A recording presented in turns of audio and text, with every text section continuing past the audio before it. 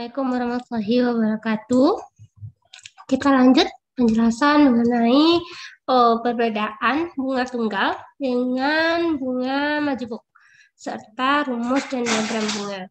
Nah, yang pertama kita akan melihat beda cara bunga tunggal sama bunga majemuk. Pada bunga tunggal, dalam satu tangkai bunga itu hanya punya satu tangkai daun. Misal bunga kembang sepatu atau bunga kacang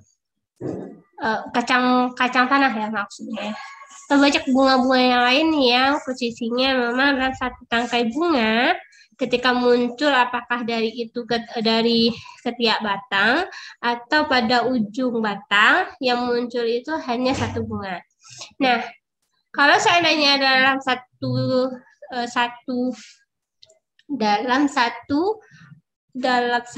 tangkai bunga yang muncul itu lebih dari satu bunga, maka Anda namakan dia dengan bunga majemuk. Artinya minimal dia punya dua. Misalnya pada bunga matahari. Nah, bunga matahari itu kenapa tidak dikatakan sebagai bunga yang bunga tunggal? Kan bentuknya seperti bunga tunggal ya. Tapi padahal bunga matahari itu disusun oleh banyak sekali bunga-bunga yang ada di dalamnya. Atau bunga asoka contohnya. Jadi kita lihat yang membedakannya dengan bunga tunggal itu adalah ketika kita ambil, artinya untuk satu rangkaian itu berarti kan setidaknya ada 4 bahagian bunga, stamen, putik, kelopak, dan mahkota ataupun tenda bunga. Dia ada di dekatnya itu tentu ada lagi bahagian-bahagian yang lain tersebut. Tapi ada bahagian menyatu yang artinya bunga tersebut tidak langsung muncul dari ujung batang ataupun dari ketiak daun seperti itu. Jadi tangkainya itu tidak langsung muncul dari ketiak batang atau ketiak daun. Sehingga kita namakan dia adalah bunga majemuk. Nah, kalau seandainya dia bunga tunggal, kalau kita perhatikan pada bunga hibiscus rosa sinensis alias kembang sepatu, nah bunga tersebut bersama ketika bunga muncul, dia muncul dari ketiak daun atau muncul dari sumbu utama batang, yang bunganya hanya yang di bawah itu cuma satu bunga saja.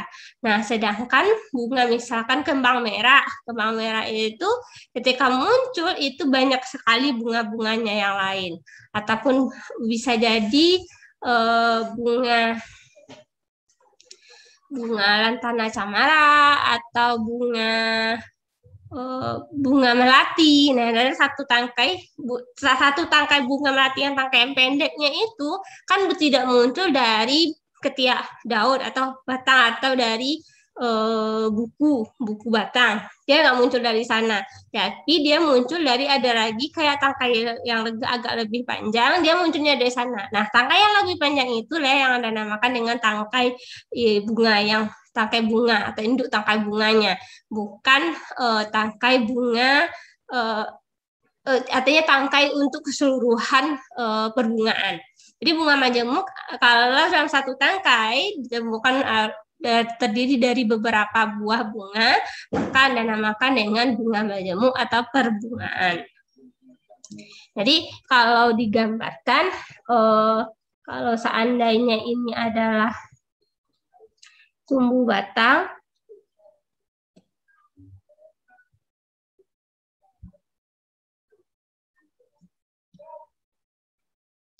ini ada buku. Nah, kalau anggap ini bunganya adalah posisinya bunga yang aksilaris. Nah, tangkai bunga akan muncul di sini. Nanti ini ada bunganya. Nah, kalau seandainya bunga itu tersebut adalah bunga majemuk, ketika ini adalah sumbu batang, sumbu utama, ini ada tangkai. Nah, dari sini baru muncul lagi tangkai baru muncul bunga. Nah, artinya tangkai bunga yang ini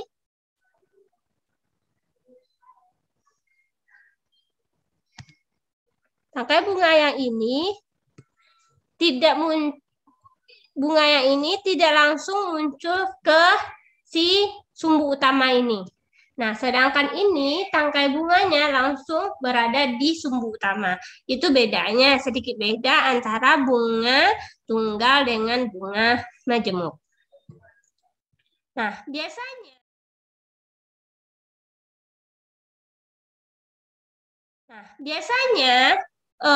morfologi bunga ini banyak kita gunakan dalam taksonomi terutama dalam taksonomi tumbuhan. Jadi ahli itu banyak. Jadi memang tidak semuanya misalkan kenapa secara umum kita mengenal divisi dari tumbuhan itu adalah salah satunya adalah spermatopita. Nanti spermatopita akan dibagi menjadi 2 subdivisio, yaitu ini adalah yang menurut Engler ada 2 subdivisio. Yang pertama gymnosperme, yang kedua itu adalah angiosperme. Di mana pembahagiannya ini berdasarkan letak buah atau letak bakal buahnya. Apakah ditutupi oleh daun buah atau tidak ditutupi oleh daun buah. Artinya di sini kalau secara tidak langsung kita mengatakan itu masih bahagian dari bunga karena bunga membawa si ovarium atau bakal buah dan nanti akan berubah jadi buah. Nah, artinya kalau kita katakan buah, apakah buahnya bakal bijinya ditutupi oleh daun buah atau tidak, maka dibagi dua kelompok, gymnos dan angios.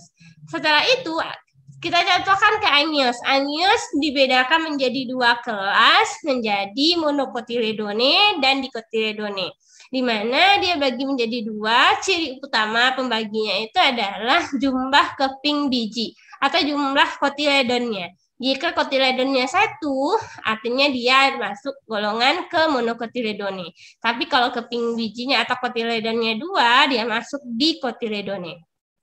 Nah, nanti artinya setiap pengelompokannya itu setiap mau dibagi berapa kelas, mau dibagi berapa ordo atau subkelas itu tergantung.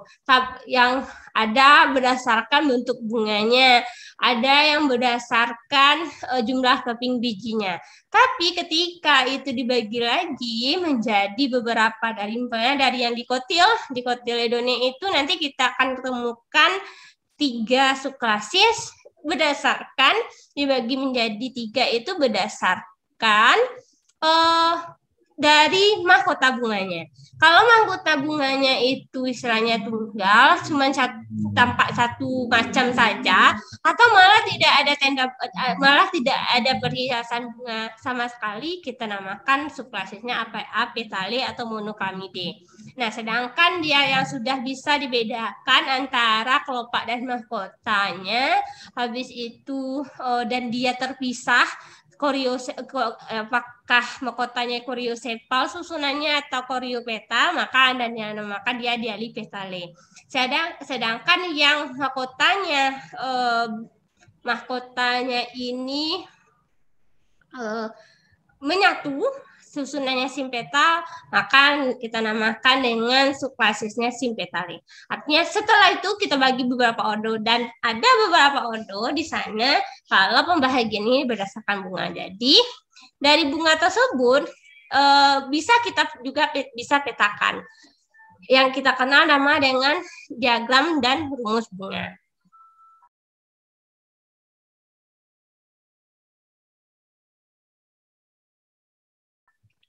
Nah, Ibu akan jadi bunga ini morfologinya ini jadi setiap apapun bentuk morfologi mulai dari akar, batang, daun, bunga, buah dan biji itu dijadikan sebagai dasar dalam hal taksonomi alfa, itu dijadikan sebagai dasar pengelompokan dari setiap kelompok-kelompok tumbuhan. Nah, diagram itu biasanya adalah dalam sebuah bentuk gambaran, sedangkan rumus ya seperti adanya rumus matematika, X kuadrat tambah Y kuadrat sama dengan 1, sama halnya dengan seperti itu. Nah, begitupun dengan tumbuhan. Tumbuhan ini juga dikenal dengan beberapa jenis, istilahnya kayak ada rumus.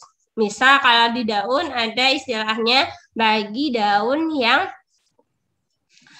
susunannya tersebar folio sparsa spiral, terutama pada folio sparsa spiral ada istilahnya rumus Fibonacci. Nah, itu rumus Fibonacci itu sudah tetap gitu. Jadi 1/3, dari 1/2, 1/3, nanti 2/5 dan seterusnya. Itu memang ada rumusnya. Jadi bagaimana pola persebaran dari daun. Nah, pada bunga ada namanya rumus bunga. Misal, sekarang silahkan Anda bayangkan itu adalah bunganya, bunga dari kembang sepatu.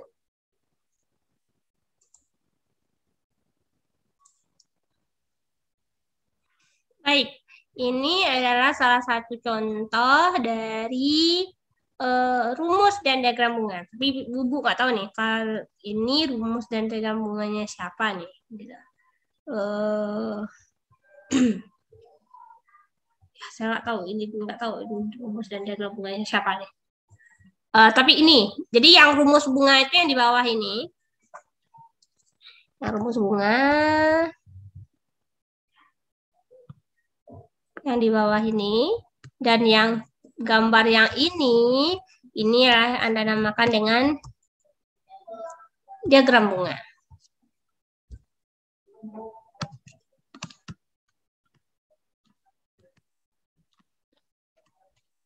Ini rumus bunga. Nah,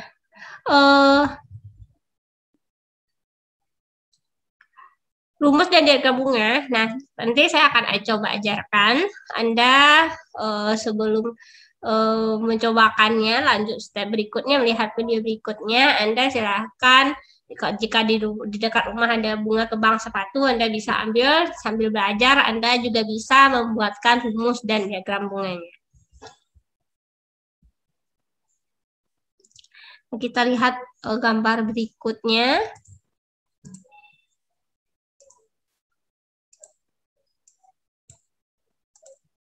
Sebentar.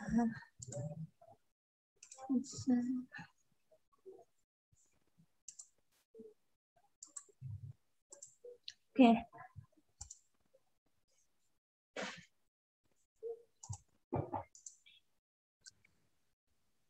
Baik, berikutnya kita akan buat rumus bunga.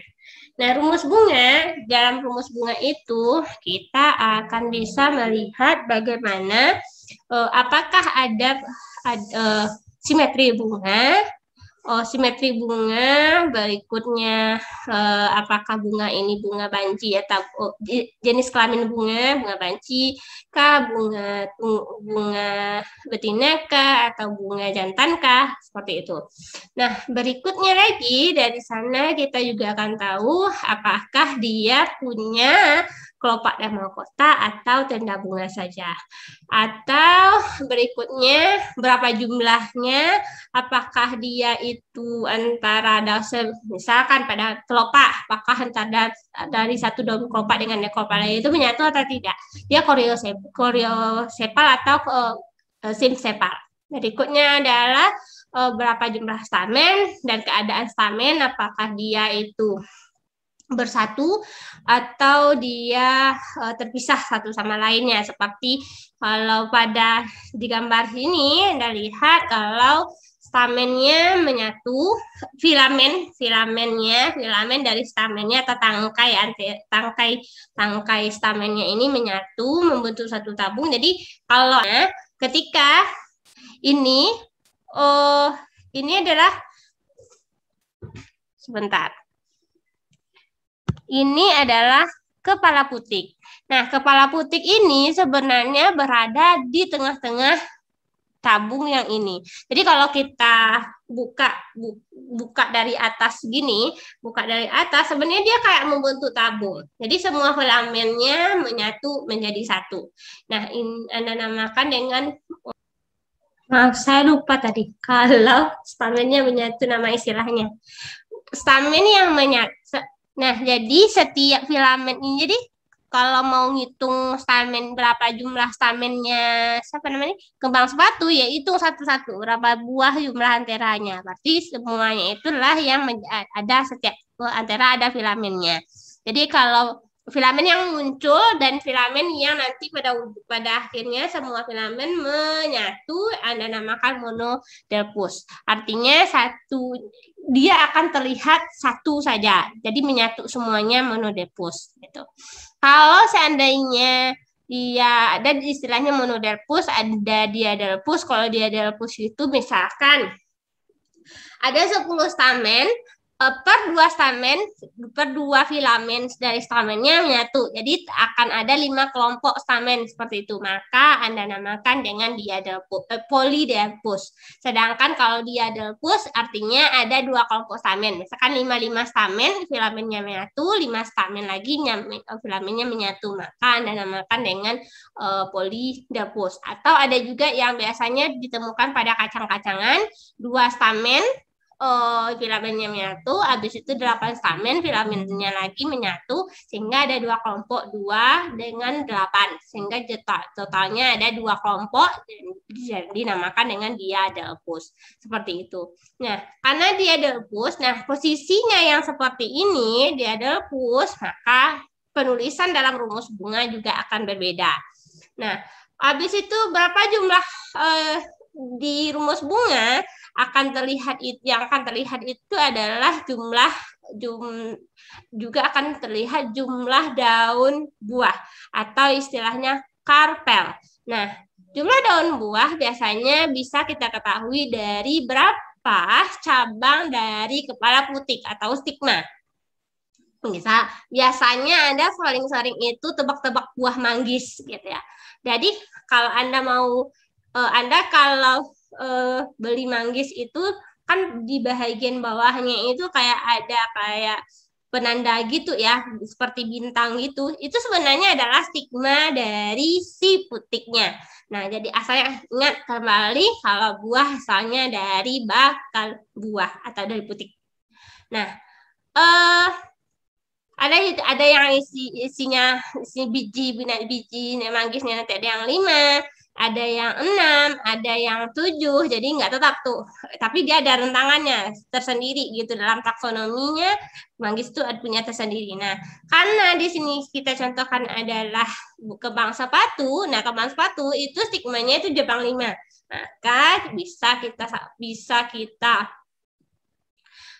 simpulkan kalau karpelnya atau daun buahnya juga adalah 5. Sama halnya dengan manggis, kalau dia stigmanya 7, maka ya daun buahnya juga 7. Maka ada 7 biji, 1 daun buah, 1 biji.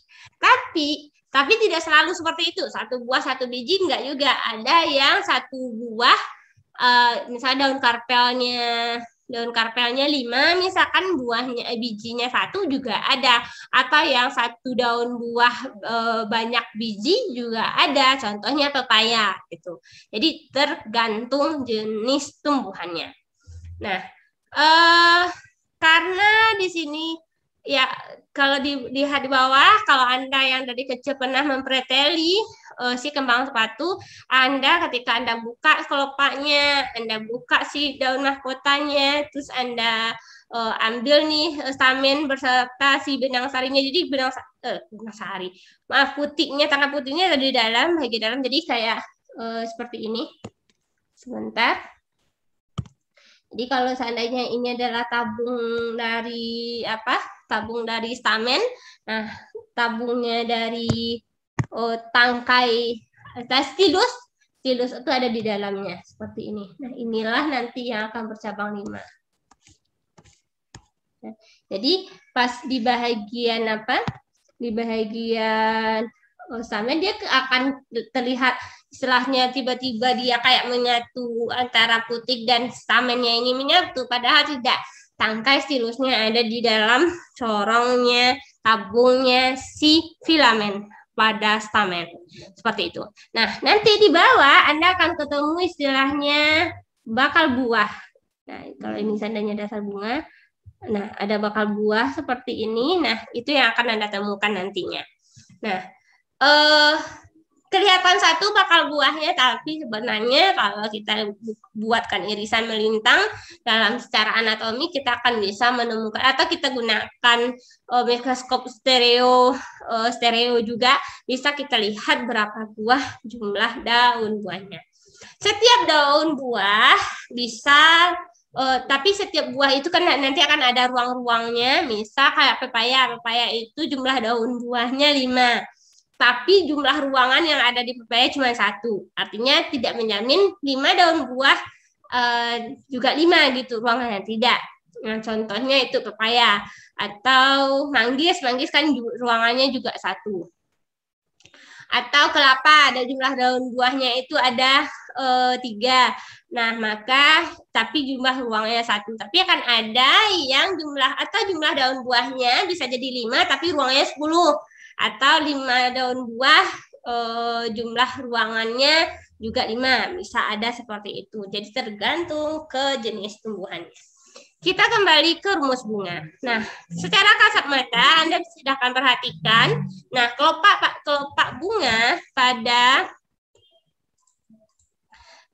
bunga pada kembang sepatu ini.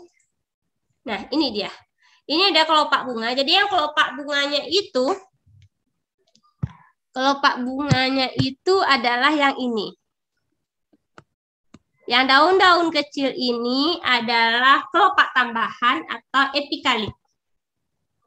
Epikalik itu sebenarnya adalah braktea. Sedangkan ini adalah kalik.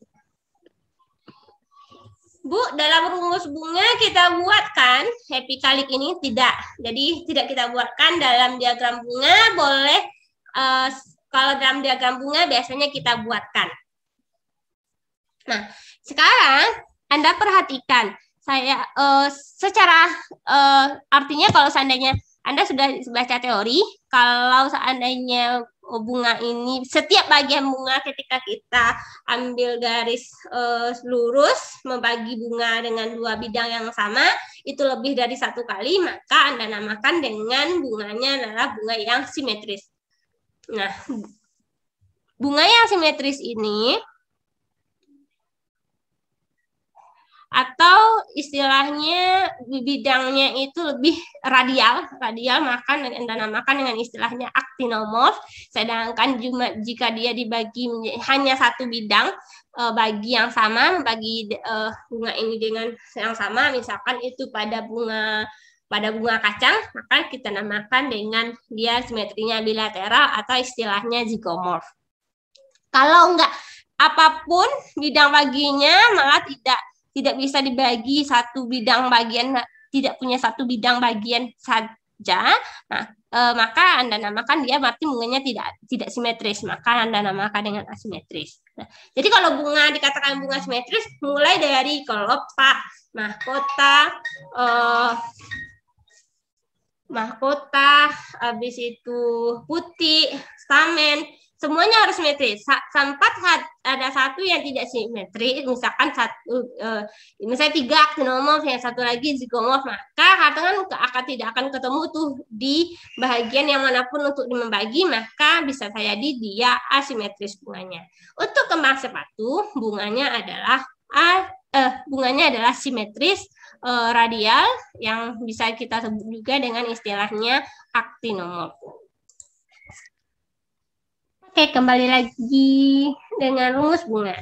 Jadi, si kembang sepatu, kita lihat simetri bunganya adalah dia sudah actinomorph. Jadi, kita tuliskan di mana simetri bunganya. Simetri bunga itu kalau actinomorph kita gambarkan dengan tanda bintang, sedangkan zigomorph dengan tanda panah arah ke atas. Nah, karena dia adalah Aktinomorf, maka kita tulis dengan tanda bintang. Nah, habis itu berikutnya adalah jenis kelamin. Karena pada kembang sepatu itu punya dua kelamin, yaitu ada stamen, ada putik, maka jenis kelaminnya itu penulisannya adalah banci. Nah, banci biasa ada yang dituliskan dalam bentuk seperti ini. Tanda kelamin perempuan, habis itu di atasnya tanda kelamin laki-laki. Ada orang yang menulisnya seperti ini, perempuan, habis itu ada kayak tanduk gitu di atasnya. Saya lebih cenderung memakai yang ini dibandingkan yang ini. Tapi terserah Anda mana yang lebih Anda pahami.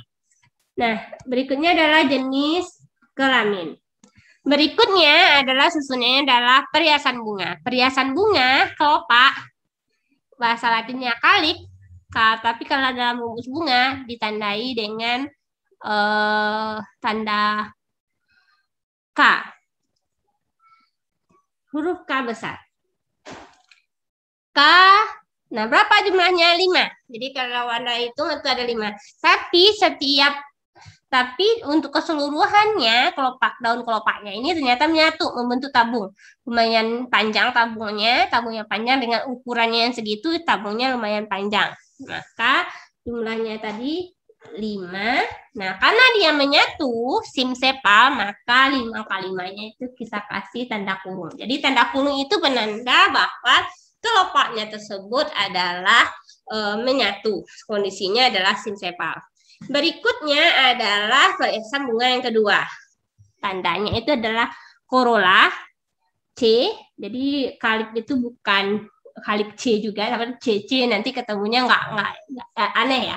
Jadi kalik itu untuk K untuk kalik, C untuk corolla. Jumlahnya juga 5. Nah, inilah uniknya kembang sepatu. Karena stamennya monopodial, supaya stamen ini bisa berdiri dengan kokoh, maka dia akan menyatukan bagian yang tabung bawahnya itu ke si mahkotanya. Nah, karena sehingga seolah-olah mahkotanya ini ada sebagian ahli yang mengatakan kalau mahkota itu menyatu. Tapi ada sebagian lagi mengatakan itu tuh menyatunya hanya karena untuk tempat dudukan dari si stamen yang menyatu yang bersifat monodelphus tadi gitu. Jadi kalau saya sih lebih cenderung ke pendapat yang kedua kalau dia adalah terpisah. Jumlahnya Anda bisa hitung itu adalah 5. Maka kita buatkan angka 5 di sini. Nah, berikutnya adalah jumlah stamen. Stamen bahasa Indonesianya androecium. Androeciumnya, jadi berapa jumlah anteranya? Ya, hitung berapa jumlahnya. Karena lebih dari 20, maka kita katakan tidak hingga. Karena semua filamennya menyatu menjadi satu berkas, maka ada nama, maka dia sama halnya monodelphus atau simdelphus kayak gitu ya. Menyatu. Sama halnya dengan keadaan kelopak tadi. Jadi ada kasih tanda karena lebih dari 20 itu pakai tanda tak hingga. Habis itu karena dia itu adalah monodelphus, maka buatnya dalam kurung. Jadi kalau seperti ada pada bunga kacang-kacangan itu dia itu kalau kacang apa ya? Kacang ada sejenis kacang-kacangan itu saya ketemunya 1, 9. Jadi 9-nya dalam kurung seperti itu. Jadi 9 ini menyatu, yang 1 ini lepas. Ini yang dia lepas. Berikutnya adalah G. G itu artinya gynecium. Adalah menggambarkan berapa jumlah dari si daun kelopaknya. Daun kelopaknya tadi berapa jumlah stigma? Stigmanya adalah 5. Karena ketika Anda yang tampak di bahagian 1, 2, 3, 4, 5 bagian bawahnya itu cuma 1 buah, maka artinya semua daun kelopak itu menyatu, maka dikasih tanda kurung lagi. Nah, sekarang posisinya terhadap dasar bunga. Kalau posisinya, kalau ini adalah dasar bunga, posisinya ada di atas dasar bunga seperti ini, muncul seperti ini, maka Anda namakan dengan superus. Tapi kalau dasar bunganya seperti mangkok, mangkok kayak gini, anggap mangkok ini mangkok, habis itu dia tertutupi oleh di dalam dasar bunga, maka namanya istilahnya adalah inverus. Tapi setengah dasar bunganya tertutupi oleh setengah ovariumnya tertutupi oleh dasar bunga, setengah lagi tidak, maka Anda namakan dengan semi inverus. Kalau dia semi inverus, Anda kasih tanda apapun pada ginesiumnya, pada angka ginesium jumlah karpelnya. Tapi kalau dia superus, maka di sini ada tanda garis bawah di bawah. Itu yang menandakan kalau dia dia superus. Tapi kalau tandanya itu adalah di atas, misalnya G dalam kurung 5, ini yang tanda istinya bakal buahnya tenggelam, istilahnya bakal buahnya, kalau superus bakal buahnya menumpang. Jadi ini dasar bunga, bakal buahnya ada di sini gitu. Kalau seandainya bakal buahnya tenggelam, ya ini ada mangkok dari dasar bunga, kayak dasar bunga tenggelam, nggak kelihatan, dari benar-benar nggak kelihatan tuh bakal buah variumnya dari luar, maka Anda namakan itu adalah inverus. Nah, karena dia adalah menumpang, maka garisnya adalah di bawah, bukan di atas seperti ini. Nah, itu ya rumus bunga. Nah, baik, kita lanjut.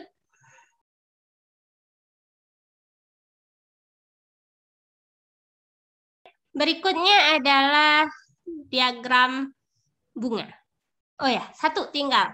Bu, gimana kalau seandainya perhiasan bunganya itu cuma ada tenda bunga, Bu? Maka tenda bunga itu dilambangkan dengan huruf P. Perigonium. Perigonium. Beda ya, perigonium dengan periantium. Periantium itu nama lainnya perhiasan bunga, sedangkan perigonium itu adalah tenda bunga. Berikutnya, kalau seandainya dia kelopak dalam hal bentuk diagram, kalau dia istilahnya apa tadi, kelopak, lambangnya itu kayak bulan sabit, tapi ada apa ya istilahnya ya? Ada cekukan, tonjolannya sedikit.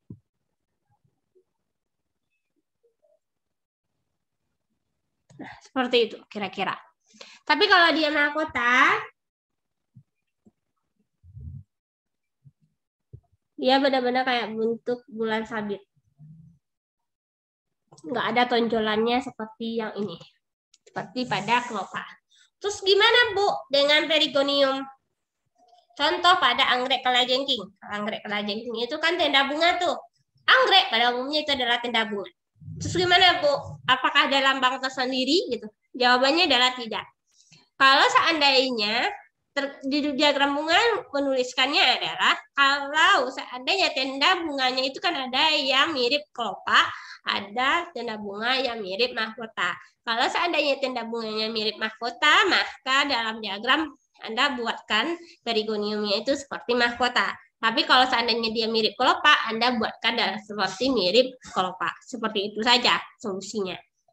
Untuk semuanya orang biologi dalam membaca diagram bunga itu sudah akan paham. Kalau ini, ternyata ini deh, lihat rumusnya adalah P, maka pas dilihat diagram ya orang akan paham sendiri gitu. Kalau itu sebenarnya adalah tenda bunga, bukan tidak ada yang istilahnya di bunganya itu ada kelopak, ada mahkota. Habis itu stamen gimana, Bu? Kan ada juga istilahnya stamen ini yang bentuknya berupa helaian. Contohnya pada bunga kana atau bunga tasbih. Yang tampak sama Anda itu sebenarnya adalah yang mencolok itu adalah stamennya, staminoideum. Terus menuliskannya gimana, Bu? Ya menuliskannya pada diagram bunga sama halnya seperti menuliskan pada daun mahkota. Mungkin ukurannya lebih kecil-kecil. Seperti itu aja karena lingkarannya ada di dalam seperti itu. Jadi tetap dibuatkan kalau seandainya stamennya kadang-kadang staminoideum itu adalah steril ya. Jadi nggak ada istilahnya ada antiranya gitu di stamennya. Tapi kalau stamennya itu Fertil kan ada anteranya ya, membuatnya kalau karena itu cuma ada satu stamen fertil, ya buatnya seperti ini aja. Terus, nah kayak gitu. Jadi ini yang seperti angka 8 itu adalah menandakan dia adalah stamen steril, sedangkan yang bentuk bintang itu ternyata stamen, menandakan kalau stamennya ini adalah sifatnya seperti dia kayak lembaran, dan seperti lembaran mahkota. Seperti itu. Itu kata kunci dari si kelopak. Nah, pada diagram bunga juga akan kita ketahui posisi bunga. Jadi kalau seandainya di rumus bunga, kita nggak tahu nih, misalkan apakah stamennya, kita yang hanya tahu dia itu sifatnya monodelphus, ini dia delphus, polydelphus atau bebas. Nah, habis itu jumlahnya berapa? Nah, kalau pada diagram kita akan tahu jumlahnya berapa. Apakah ada, kalau di rumus tidak kita tuliskan yang sterilnya berapa, kita hanya menuliskan jumlah stamen yang fertil saja. Jadi kalau pada kana ya A1, nggak dikurung juga gitu ya, karena dia terpisah satu sama lain dengan yang lainnya. Nah, pada diagram kita akan tahu, tetap akan tahu jumlahnya, dan juga akan tahu jumlahnya itu ada yang steril atau tidak juga gitu. Jadi kalau seandainya atau ada stamennya, misalkan pada bunga Bougainvillea spectabilis, dia itu jumlah stamennya itu cuma 8. 8 itu ternyata ada yang reduksi 2. Jadi secara empiris kita bisa buatkan atau yang secara yang satu lagi membuatkan rumus ya, diagram itu nggak dibuatkan yang terreduksinya. Jadi kayak ada tanda bintang seperti ini, tanda silang ya, itu menandakan di diagram itu ternyata ini ada stamen ataupun putik yang terreduksi seperti itu. Nah, di diagram juga akan terlihat ini stamennya bentuknya lembaran atau tidak, seperti itu. Seperti pada kana itu akan ketahuan kalau itu adalah ternyata bentuk stamen yang fertil mau steril, itu bentuknya adalah seperti mahkota alias bentuknya lembaran. Nah, berikutnya adalah berapa jumlah ruang. Nah, kalau di gynecium pada rumus bunga kita cuma bisa melihat kalau karpelnya itu menyatu. Daun-daun buahnya menyatu, berapa jumlah daun buahnya, posisinya apakah superus atau inverus atau semi inverus. Tapi tidak akan pernah terlihat bagaimana posisi tembuni atau plasentanya, dan juga berapa jumlah ruang yang ada pada si bakal buah tersebut. Jadi kita nggak tahu apakah jumlah ruangnya 1 atau 5 atau kelipatannya, kita nggak tahu. Jadi di diagram bunga itu akan kelihatan. Nah, sekarang untuk kelopak dan mahkota, Anda pernah mendengarkan kata belajar tentang aestivasi bunga, aestivasi kelopak dan aestivasi dari mahkota. Nah, pada si kembang sepatu itu kalau pada diagramnya kembang sepatu itu akan terlihat apakah aestivasinya itu valvata, convolute, imbricata, dan lain sebagainya. Itu akan terlihat, sedangkan pada rumus itu tidak terlihat. Nah, jadi itu bedanya rumus dengan diagram bunga. Sehingga karena ada yang satu melengkapi yang lain juga melengkapi yang lain, maka rumus dan diagram bunga selalu dituliskan berbarengan, nggak bisa dipisah seperti itu. Walaupun kalau seandainya dipisah pun gitu ya, kalau seandainya dipisah pun ya, kalau misalkan ibu buat bu cari gitu ya, ibu kasih Anda rumus bunga, habis itu ibu minta diagram bunganya gitu ya, diagram bunganya gimana gitu, Anda bisa buat, tapi Anda buatnya aestivasi kelopak dan mahkotanya itu ya palingan aestivasinya yang bebas valvata biasa seperti itu. Atau saya kasih diagram tuh saya minta Anda buat rumus bunganya. Nah, nanti yang enggak ada bisa gitu ya, bisa lebih bisa dibuatkan ke rumus dari diagram ke rumus bunganya seperti itu. Nah, dari diagram kita juga akan tahu gitu, posisi bunga ini adalah posisi aksilar atau posisinya terminalis. Jadi ketika kita lihat. Nah, ini ada tanda hijau yang seperti ini yang di atas ini. Nah, tanda ini, oke, tanda yang ini adalah penanda kalau bunganya adalah bunga aksilaris. Di rumus bunga itu nggak akan kelihatan. Nah, kalau seandainya tanda yang itu tidak ada, maka bisa jadi bunganya itu sifatnya adalah bunga terminalis. Sehingga di rumus bunga itu juga tidak akan kelihatan. Jadi ketika rumus bunga dibuatkan dalam bentuk diagram, ya banyak hal yang nggak bisa kita buatkan. Pertama, estimasinya bisa, kita nggak tahu bunganya apakah aksilaris atau terminalis. Semua itu penciri juga sebagai penanda untuk dalam pengelompokan di tumbuhan. Baik, kita akan buat diagram bunganya dari si kembang sepatu. Nah, pada di kembang sepatu, karena kelopaknya itu menyatu, ada 5. Setelah diperhatikan, kalau tidak salah itu posisi estimasinya adalah apakah. Jadi, saya akan bantu dengan sebuah lingkaran.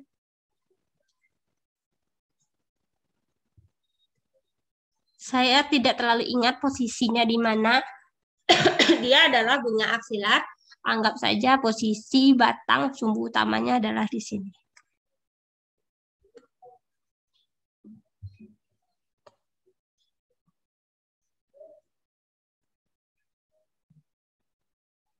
Ini seperti bulat, walaupun nggak bulat. Nah, berikutnya saya akan, karena dia ada, saya akan mencoba membedakan dengan warna, karena biasanya kelopak itu warna hijau. Dia ada 5. Kalau seandainya 1, 2, 3, kegedean 1, 2, 3, 4, 5.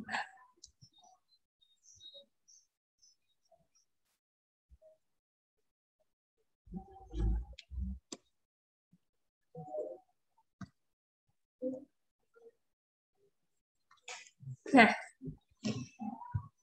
kita akan ke sini.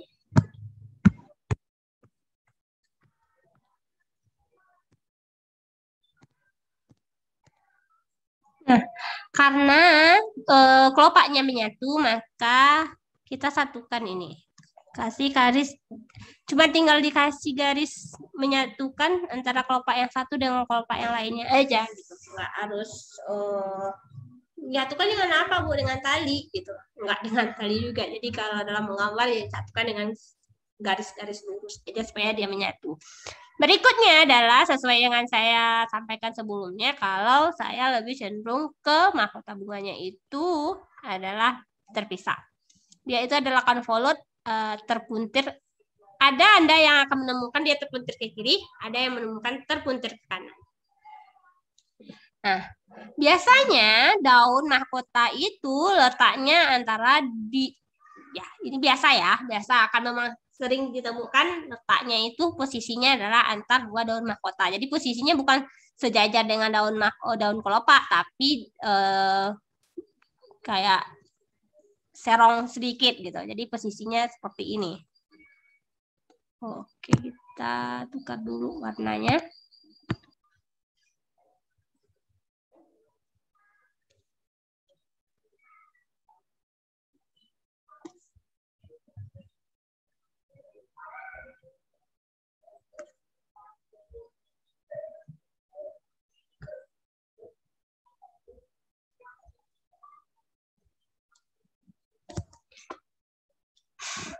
Seperti itu. Anggap aja gambarnya bagus walaupun rada-rada nggak simetris. Berikutnya adalah A-nya, androecium. Karena biasanya androecium sekalipun dia banyak, dia posisinya itu yang satu dia pakai tetap dalam posisi dalam satu lingkaran. Satu lingkaran itu jumlahnya akan mengikuti jumlah si perhiasan bunganya. Berarti satu lingkaran 5. Karena dia kita punyanya lebih dari 20, banyak istilahnya ya Anda buatkan sebanyak 25 buah aja sih, nggak jadi masalah juga. Itu tergantung Anda mau buatnya berapa. Biasanya saya sih buatnya lebih dari 20 aja. Jadi posisinya itu biasanya juga adalah ya tergantung, ada yang posisi yang pertamanya saya juga belum pernah memperhatikan, tapi cuma coba menebak-nebak saja. Ada yang posisinya di sejajar dengan daun mahkota atau antar dua daun mahkota. Kita anggap itu adalah di antara lingkaran paling luar di antara dua daun mahkota. Jadi kayak angka 8, 1, 3, 4, 5. Lingkaran berikutnya pasti akan berseberangan. 1, 2, 3, 4, 5. Ya, anggap itu sudah 25-an. Ini baru 20 ya. Berikutnya, karena dikatakan dia itu adalah monodelphus, maka ya Anda dan dia itu karena dia menumpang, istilahnya pada bagian bawahnya si daun mahkota supaya dia bisa tegak kokoh si filamen, tabung filamennya, maka artinya istilahnya ada adnasi, jadi penyatuan antara dua bahagian bunga. Kalau kalau di rumus itu ditandai dengan adnasi, misalkan penyatuannya antara kalau di kapal sepatu antara daun mahkota dengan stamen, maka nyatunya dikasih tanda siku seperti ini. Kalau kasihnya ya kayak gini aja.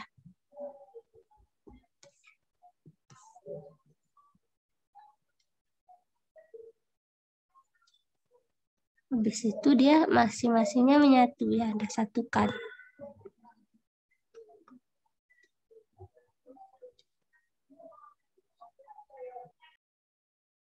Berikutnya adalah lingkaran paling dalam, itu menggambarkan bakal buahnya. Dia karpelnya ada 5. Nah, anggap saja ruangannya 1.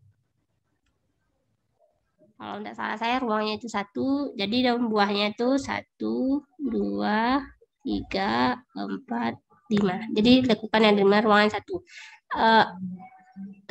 Anggap tembunnya adalah sentral. Habis itu gambar posisi ovalnya. Nah, seperti itu. Kira-kira seperti itu gambaran bagaimana cara Anda membuat rumus dan diagram bunga. Sampai jumpa di pertemuan selanjutnya.